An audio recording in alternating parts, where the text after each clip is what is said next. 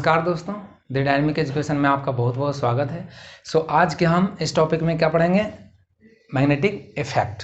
Magnetic effect में हम कौन सा टॉपिक पे पढ़ रहे थे पिछले क्लास में? पिछले क्लास में हमने पढ़ा था कि अल्टरनेटिंग करंट जो होता है, किसी भी करंट कैरिंग कंडक्टर में, तो हमने उस पर फोर्स देखा था कि वो फोर्स अप्लाई उस पर होता है जब उसको मैग्नेटिक फील्ड के पास में ले जाते हैं तो। लेकिन कल वाले क्लास में हमने क्या देखा था? उल्टा, कि यदि आप कोई कंडक्टर को मैग्नेटिक फील्ड के अंदर रखते हो और उसमें मोशन देते हो तो उसमें करंट मिलता है। क्यों मिलता है हमने पिछले क्लास में बताया है। और एक बात और मुझे बताना है आपको कि यदि कोई बच्चों को लेक्चर जो साइंस हो या मैंने मैथ जो कंप्लीट ऑलरेडी कर चुके हैं, तो आप प्लेलिस्ट में जाओ, चैनल पे जाओ, प्लेलिस्ट में जाओ। प्लेलिस्ट में जाकर आपको साइंस 10th बोर्ड साइंस और 10th बोर्ड मैथ के नाम से प्लेलिस्ट मिलेगा।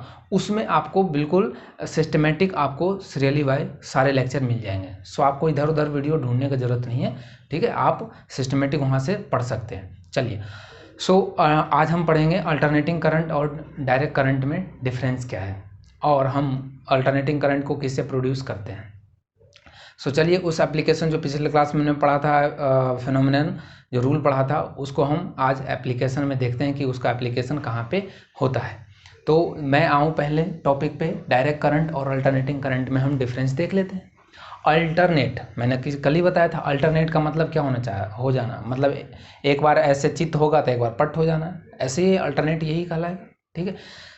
करंट में कैसे इसको समझेंगे?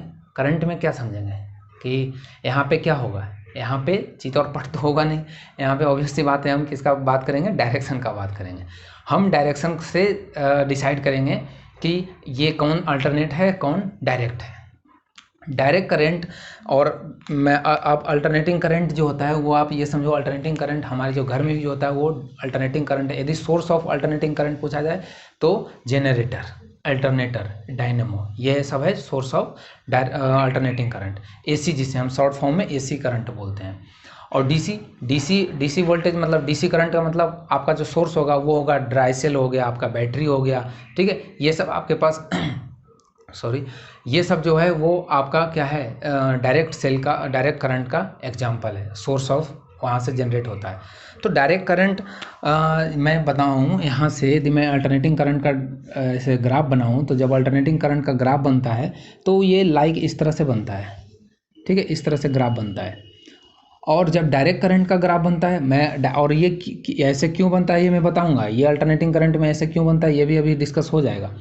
तो अल्टरनेटिंग करंट में ये पॉजिटिव होता है, एक निगेटिव होता है। फिर पहले ये यहाँ से चलता है, फिर मैक्सिमम आता है, फिर जीरो होता है, फिर ये इधर जाता है, और फिर ये आपस जाता है, फिर प्लस, फिर माइनस, ऐसे चलता है अल्टरनेटिंग करंट। तो डायरेक्ट करंट फिर कैसे चलेगा? डायरेक्ट करंट कैसे चलेगा? देखो, डायरेक्ट करंट ऐसे चलेगा,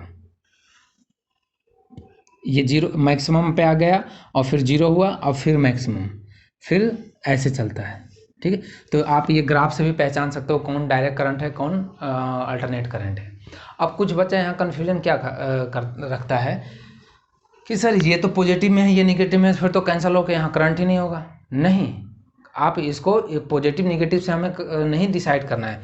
हमें क्या डिसाइड इससे समझना है कि हमें ये कंडक्टर है, ये कंडक्टर, इसमें मान लो ये इसमें करंट फ्लो हो रहा है, तो करंट ऐसे कैसे इसमें फ्लो हो रहा है? तो करंट पहले ऐसे, जब ये कंडक्टर घूम रहा था, घूमते घूमते घूमते ऐसे ये मैक्सिमम पोजीशन पे आया, और उस टाइम पे इस पे मतलब ये धीरे धीरे धीरे मैक्सिमम पोजीशन पे करंट आया।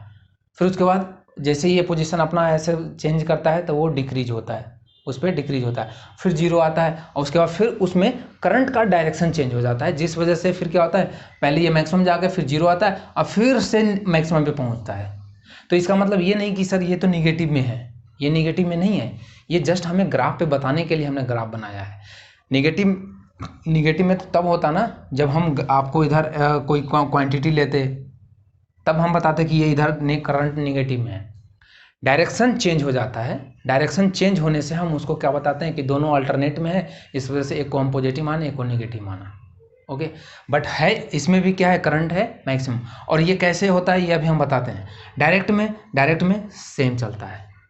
ओके, तो इसका मतलब अल्टरनेट में क्या होगा, एक बार करंट का डायरेक्शन इस तरफ होगा तो अगले हाफ में करंट का डायरेक्शन इधर हो जाएगा, तो इससे हम बोलते हैं अल्टरनेट करंट। डायरेक्ट करंट में जैसे हम अपना बैटरी डायरेक्ट करंट का सोर्स है, तो वहाँ से हम देखते हैं कि बस उसमें पॉजिटिव और निगेटिव हम लगा देते हैं एक बार, और एक चीज़ और आपको क्लियर कर लेना है कि जो अल्टरनेट करंट होता है उसमें हमें पॉजिटिव निगेटिव का ज़रूरत नहीं पड़ता है, वो हम अभी डिस्कस करेंगे क्यों। उसमें हम पॉजिटिव निगेटिव पोलैरिटी नहीं देखते हैं, हम उसमें टर्मिनल को नहीं चेक करते हैं कौन पॉजिटिव है कौन निगेटिव है। डायरेक्ट हम बल्ब को या जो भी डिवाइस होता है उसको हम तार को जोड़ देते हैं, हम प्लस माइनस नहीं देखते हैं। लेकिन हम जब डीसी सोर्स में लगाते हैं उसमें हमें प्लस माइनस ध्यान रखना होता है, अदरवाइज वो शॉर्ट कर जाएगा। तो प्लस माइनस क्यों ध्यान रखना होता है, क्योंकि उसमें क्या होता है, एक डायरेक्शन में ही करंट जाता है, इधर से निकला और फिर वापस से सोर्स, ये मान लो ये बैटरी है तो यहाँ से पॉजिटिव टर्मिनल से निकला और फिर आपका बल्ब यहाँ पे है, यहाँ से बल्ब को ऑन किया और फिर यहाँ से ये आ गया। तो मतलब ये इसका एक ही डायरेक्शन चलने का है, डायरेक्ट करंट का। तो इसीलिए ये आया मैक्सिमम पे आया, फिर जीरो हुआ, फिर मैक्सिमम पे आया, फिर जीरो मैक्सिमम पे हुआ।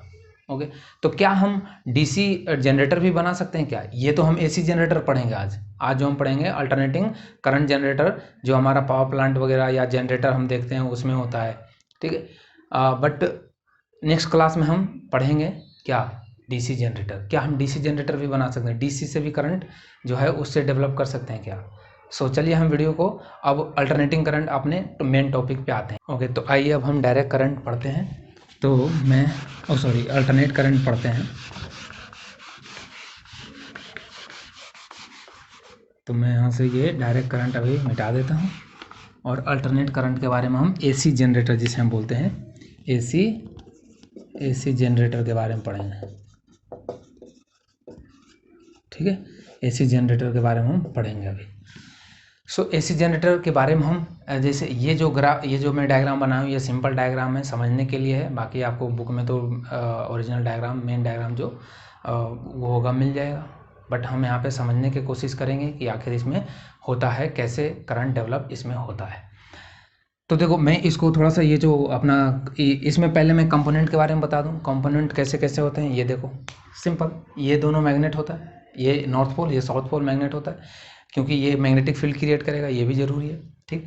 ये मैग्नेटिक फील्ड क्रिएट किया, उसके बाद हमने एक रेक्टेंगुलर कॉइल बनाया और इस रेक्टेंगुलर कॉइल में हमने यहाँ पे दो रिंग लगाया जिसे हम स्लिप रिंग बोलते हैं। ये एक्चुअली में क्या होता है, एक इस टर्मिनल के साथ जुड़ा रहता है एक रिंग, और एक रिंग जो होता है दूसरे टर्मिनल के साथ जुड़ा रहता है इधर वाला, वो भी मैं बताऊंगा इधर क्लियर करके, यहाँ पे मैं बनाने के लिए बना दिया। और इसके बीच में एक शाफ्ट होता है, और ये जो शाफ्ट होता है वो आप इस तरह से इसको समझिए। अच्छा, ये मैंने लिया, इस पे ये शाफ्ट है, ये बीच में इसका शाफ्ट है, ओके, ये इसका बीच में क्या है, शाफ्ट है। और ये इसके जो टर्मिनल निकलेंगे यहाँ से, ये जैसे ये टर्मिनल निकला तो ये दो टर्मिनल निकलेंगे, उसी में ये रिंग दो रहेगा। इधर से एक टर्मिनल आएगा, एक इधर से एक टर्मिनल आएगा, और ये वाला जो टर्मिनल ऊपर वाला R1 जो रिंग दिख रहा है वो इसके साथ टच रहेगा, और R2 जो रिंग है वो इधर वाले टर्मिनल के साथ टच रहेगा। वो क्यों टच रहता है वो हम अभी बताएंगे। और फिर आप ये देख रहे हैं ये कार्बन ब्रश है। कार्बन ब्रश हमें पता है कि क्यों यूज करते हैं कार्बन ब्रश, मैंने पिछले क्लास में जब मैंने मोटर पढ़ाया था। क्योंकि डायरेक्ट यदि रिंग में यदि हम तार अटैच कर देंगे, अपना वायर अटैच कर देंगे, तो क्या होता है कि ये रिंग जो है साथ में क्या करता है, मोशन करता है, कॉइल के साथ ये भी रोटेट करता है, तो हमारा वायर क्या हो जाएगा, वो मुड़ जाएगा, ट्विस्ट हो जाएगा। ओके, इस वजह से हम क्या करते हैं, उसको कार्बन के ब्रश लेते हैं, इस कार्बन ब्रश के साथ हम इसको अटैच करते हैं ताकि, और ये कार्बन ब्रश जो होता है वो हमारे जो मोटर या जनरेटर का पेरिफेरियल होता है उसमें वो फिक्स्ड होता है, लगा रहता है ऐसे, और वो स्क्रू से टाइट रहता है, उसमें स्प्रिंग सिस्टम रहता है, वो उसको रिंग को टाइट से दबा के रखता है। और कार्बन से हमारा इलेक्ट्रॉन आदान प्रदान हो सकता है, मतलब ट्रांसफ़र हो सकता है, इसलिए वो कंडक्टर का काम करता है, इसलिए हम कार्बन का यहाँ पर यूज लेते हैं। और फिर ये हमारा इधर से कनेक्शन होकर, और फिर ये हमारा, ये मान लो ये हमारे घर में कोई हमारे वायर में आ गया, लोड है ये, ठीक है, ये रेजिस्टेंस का मतलब लोड। अब इसका वर्किंग समझो क्या है, ये तो हमने कंपोनेंट पढ़ लिया, अब इसका वर्किंग समझते हैं। वर्किंग कैसे, मैं इसको यहाँ बनाता हूँ पहले,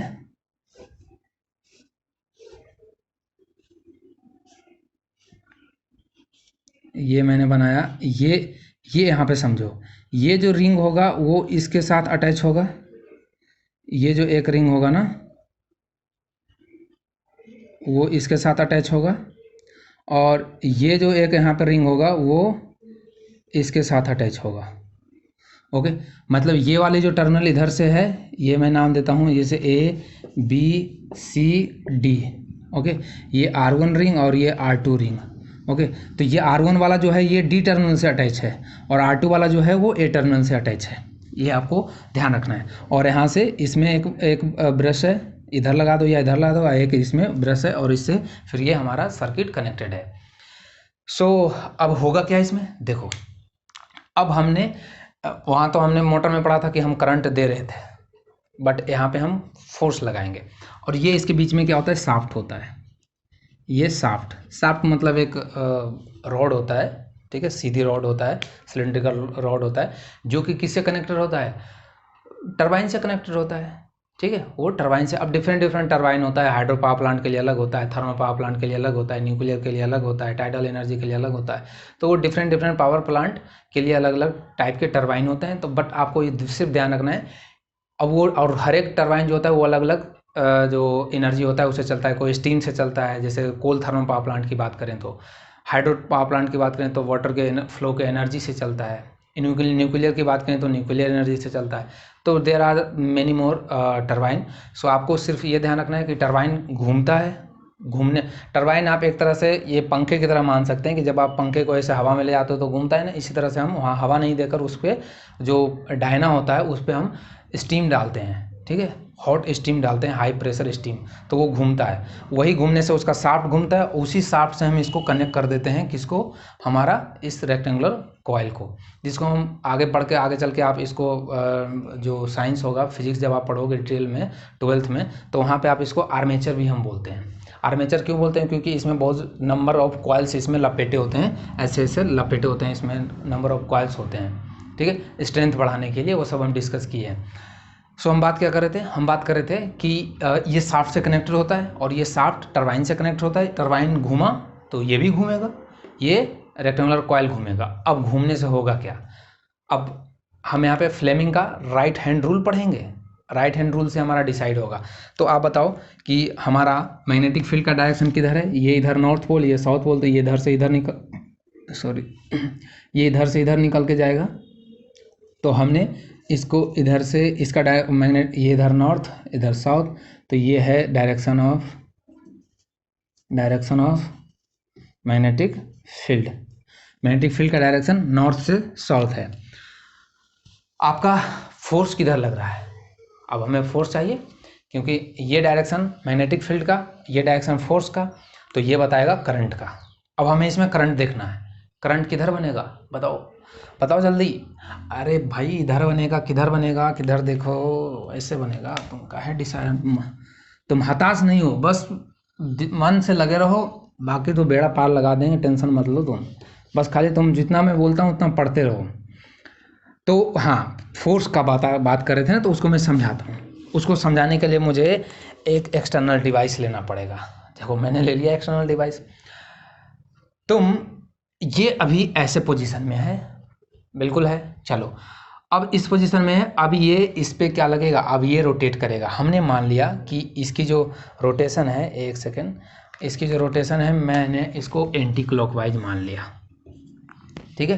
कैसे एंटी क्लॉकवाइज घूमता है, ऐसे घूमता है, घड़ी की दिशा में नहीं, घड़ी के विपरीत दिशा में, तो ये ऐसे घूमता है, तो ये ऐसे घूमता है, घूमने दो। जब ऐसे घूमता है तो अब ये ऐसे घूमेगा, तो ये इधर वाला जो पार्ट है वो इधर जाएगा। ओके सॉरी, वीडियो डिस्कनेक्ट हो गया। तो हम कहाँ बात कर रहे थे, हम बात कर रहे थे कि इसका रोटेशन पे बात कर रहे थे कि ये एंटी क्लॉकवाइज में रोटेट कर रहा है। ये शाफ्ट कैसे रोटेट कर रहा है, ऐसे रोटेट कर रहा है। शाफ्ट का जो रोटेशन है वो एंटी क्लॉकवाइज है, तो इसका कैसे होगा, इस तरह से होगा।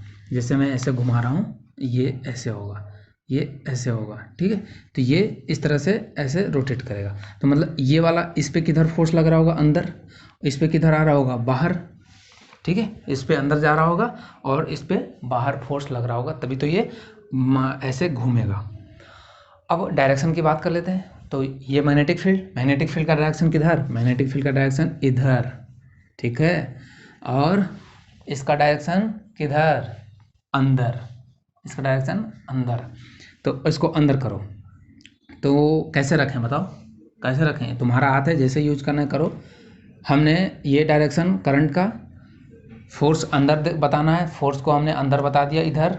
तो ये हमारा जो मिड फिंगर है ये हमें नीचे की ओर डायरेक्शन बता रहा है, तो देखो मैग्नेटिक फील्ड डायरेक्शन, ये फोर्स इस पे अंदर, तो ये करंट का डायरेक्शन नीचे, तो डेट मीन्स करंट का डायरेक्शन किधर होगा, नीचे होगा। इसमें जो यहाँ जो ए बी हमने लिया है, ए बी, इसमें करंट किधर होगा, नीचे की ओर होगा।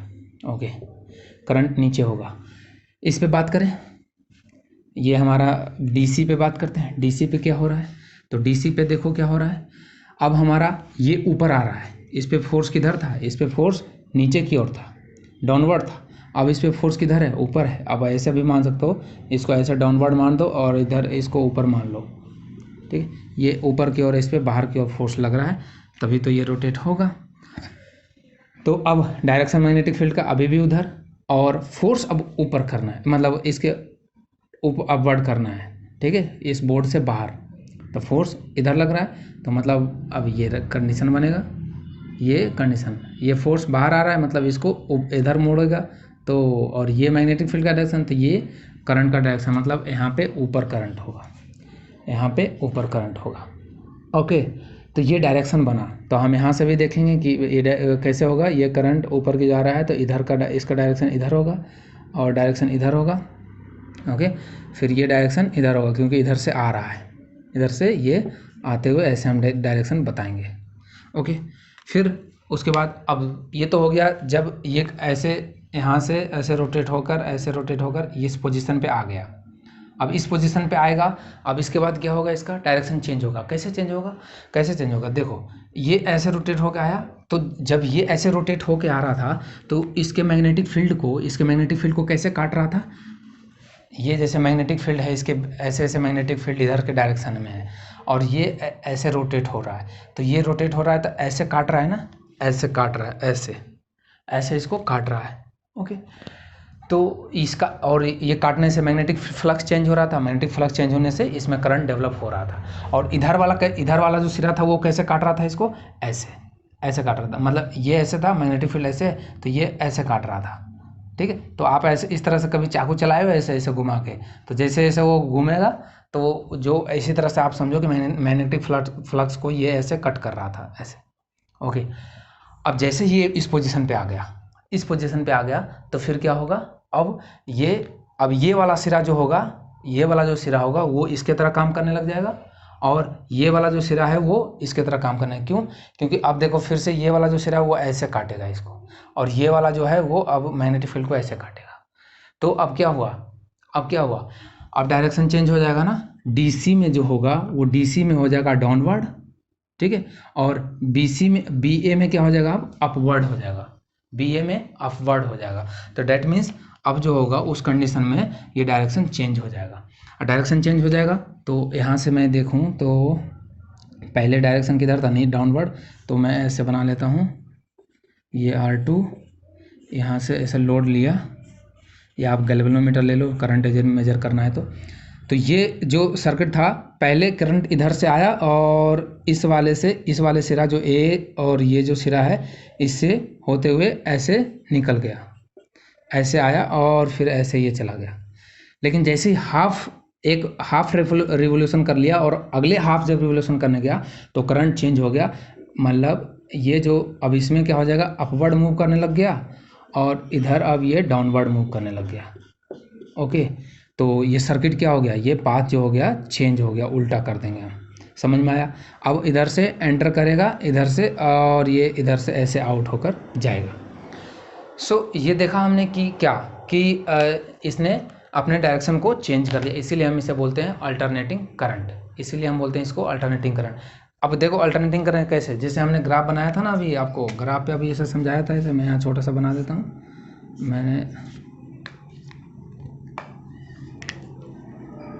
मैंने ग्राफ लिया और ये ऐसे ऐसे था, तो ये इसको समझो कि ये क्या कहना चाह रहा है। ये कहना चाह रहा है कि एक सेकेंड यार,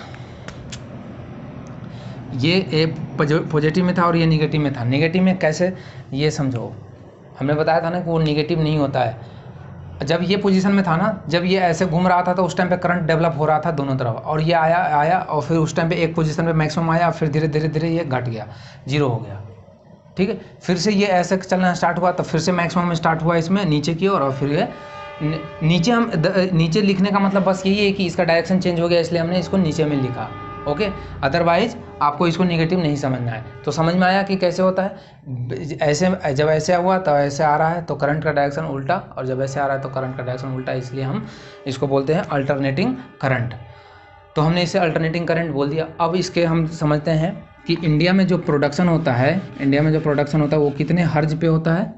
अब यहाँ पे हम एक क्वेश्चन आपसे पूछता हूँ। पहले एक क्वेश्चन मैं आपसे ये पूछूं कि क्या वो जो करंट, जैसे ये करंट यहाँ से आई और फिर ये ऐसे चलते हुए हमारे लोड, मतलब ये हमारे घर तक आया, ये कहीं प्लांट में इलेक्ट्रिसिटी जनरेशन हो रहा है, वहाँ से हमारे घर तक आया और हमारा बल्ब को ऐसे ऑन करके फिर वापस से ऐसे चला गया, ओके। तो क्या यहाँ से जो चार्ज पार्टिकल चलता है, यहाँ से ये जो करंट आ रहा है, वो जो सारे चार्ज पार्टिकल है वो हमारे से होकर आते हैं क्या? हम लोग तो यही समझते हैं कि यहाँ से चार्ज पार्टिकल ऐसे ट्रेवल करके आता होगा, फिर ऐसे फिर वापस जाता होगा। नहीं नहीं नहीं, ऐसा नहीं। हमने आपको समझाया था कि जब फोर्स अप्लाई करना होता है तो हमें कोई ज़रूरी नहीं कि ऑब्जेक्ट को वहाँ पे जाकर ही उसको टच करें, दूर से ही क्या करता है उसको, जैसे ये इसको हिलाना है तो एक तो कंडीशन है कि इसको क्या करो, यहाँ से ऐसे धीरे धीरे धीरे ऐसा लाओ और ऐसे टच करके ऐसे हिलाओ, और एक है कि यहाँ से हमने कोई रॉड लिया और डायरेक्ट इसको हमने हिला दिया। वही सेम कंडीशन यहाँ भी होता है। यहाँ पे जो होता है, यहाँ पे जो हमारे जो यहाँ पे इलेक्ट्रॉन्स हैं, चार्ज जो है वो क्या करता है, ऑसिलेट करता है, बस ऐसे करता है।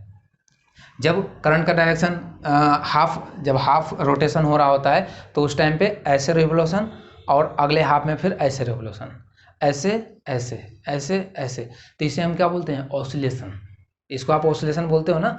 फ्रीक्वेंसी जिसे हम बोलते हैं, फ्रीक्वेंसी मतलब एक पोजीशन पे कितनी बार वो ऐसे ऐसे अपना जो पाथ है रिपीट किया, तो वो ऐसे ऐसे ऐसे ऐसे ये होता है।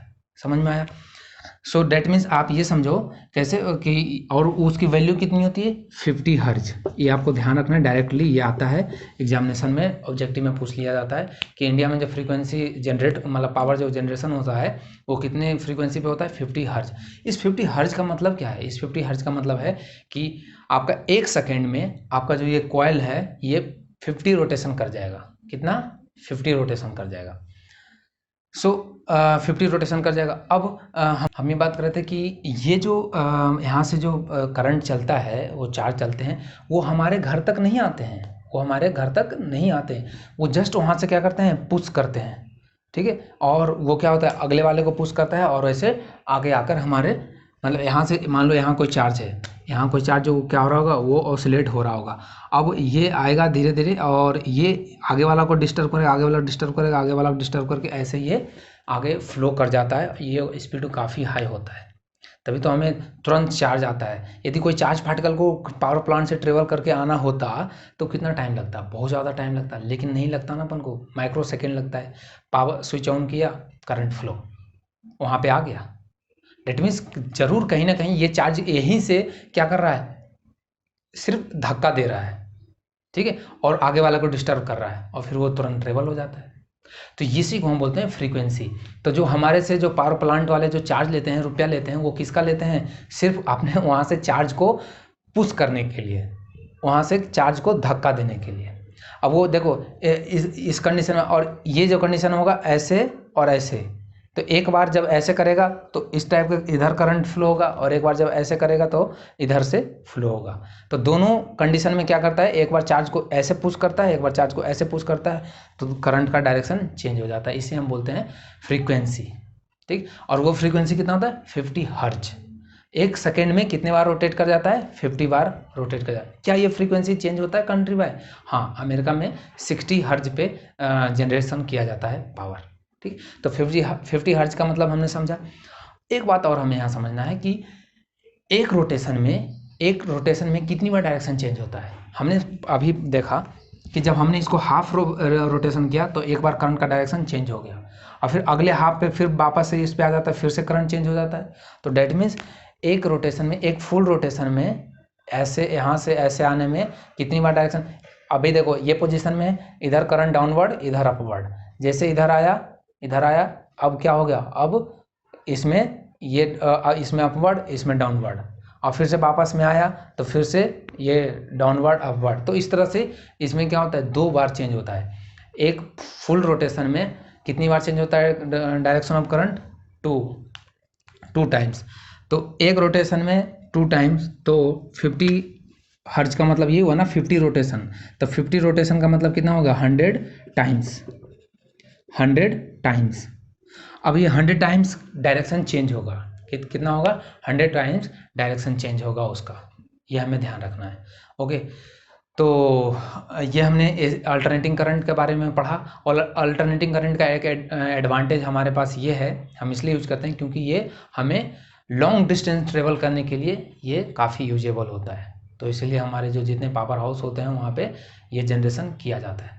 अब एक कंडीशन इसमें ये होता है कि हमने पिछले क्लास में ये पढ़ा था ना कि हो सकता है कि हमारा करंट जो ये जो कॉइल है इसको हम स्टेशनरी रखें और हम अपने मैग्नेट को उसके चारों तरफ घुमाएं उसके में, क्योंकि हमें तो फ्लक्स चेंज करना है। फ्लक्स हमने पढ़ा था कि मैग्नेट को भी मोशन देने से फ्लक्स चेंज होता है। तो ये कब होता है, तो ये जो बड़े बड़े पावर हाउस होते हैं, या आप ऐसे समझो जो बड़े बड़े पावर हाउस होते हैं ना, उसमें जो होता है वो इलेक्ट्रोमैग्नेट यूज होता है। उसमें पहली बात तो ये ध्यान रखना, इलेक्ट्रोमैग्नेट यूज करते हैं।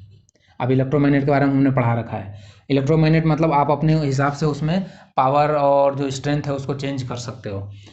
सो उस कंडीशन में क्या होता है, ये स्टेशनरी होता है, ये स्टेशनरी रखा जाता है और इसके चारों ओर ये इसके दोनों तरफ इस मैग्नेट को इस तरह से पेरिफेरी में बंद किया जाता है और इसके मैग्नेट को घुमाया जाता है, समझ में आया। और इस मैग्नेट को घुमाने से फिर क्या होता है, इसमें फ्लक्स चेंज होता है, फिर इसमें करंट डेवलप होता है। और यही सेम कंडीशन होता है हमारे जो कार वगैरह होता है ना, उसमें जो लगाया जाता है, तो उससे हम वहाँ पे मैग्नेट घूमता है और शाफ्ट क्या होता है, ये जो हमारा कॉइल है ये हमारा स्टेशनरी रहता है, इसे हम बोलते हैं अल्टरनेटर। ठीक है, अल्टरनेटर इसे हम बोलते हैं। तो अल्टरनेटर जनरेटर में माइनर डिफरेंस है कि यदि आपका इलेक्ट्रोमैग्नेट जो है वो घूम रहा है, कॉइल स्टेशनरी है, तो वहाँ उसको अल्टरनेटर बोल दो, और वैसे जनरेटर हम बोलते हैं। तो ये हमने पढ़ा और इसका यूज हमने देखते हैं। यूज हमारे डायनमो हो गया, जनरेटर है ही, और बाकी इससे जो करंट डेवलप होता है फिर हम लोग अपने घर में यूज करते हैं। समझ में आया। अब इसकी जो स्ट्रेंथ है वो बढ़ा सकते हैं, घटा सकते हैं, वो बढ़ा सकते हैं, घटाएंगे क्यों, बढ़ाते हैं। इसको कैसे बढ़ा सकते हैं, वही सेम नंबर ऑफ कॉइल्स को इंक्रीज करके, यहाँ पे मैग्नेटिक फील्ड की जो स्ट्रेंथ होती है उसको स्ट्रॉन्ग करके, स्पीड को ज़्यादा करके घुमा सकते हैं। ये सब हमने पिछले क्लास में भी डिस्कस किया था। एक बात और हमें ध्यान रखना है, क्या आपको अक्सर देखते हैं या सुनते होंगे कि 3 फेज कनेक्शन, ये जो हमारे पोल पे आता है या हमारे जो पावर ग्रिड होता है वहाँ पे 3 फेज कनेक्शन बताया जाता है कि ये 3 फेज कनेक्शन है। तो ये 3 फेज क्या होता है। देखो 3 फेज को हम समझाएं तो आप ऐसे समझो, 3 फेज कनेक्शन जो होगा वो इस तरह से, लाइक मैं इधर से, ये 3 फेज कनेक्शन में क्या होता है, हम जो करते हैं ना, ये जो